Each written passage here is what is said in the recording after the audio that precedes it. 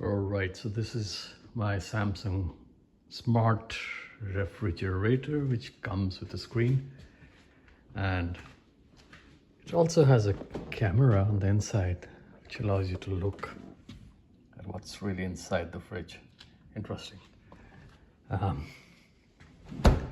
But given that it's Samsung, not sure how useful this is gonna be. So let's try. Go into apps, and there's something called view inside,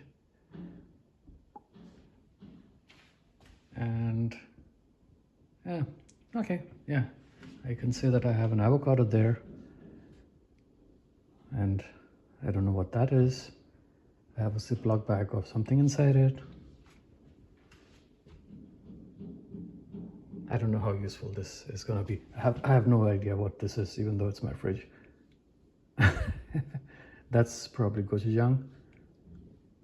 Those are some cherries, but yeah, if you just want to see stuff that looks like food, I guess this is a good option, I guess.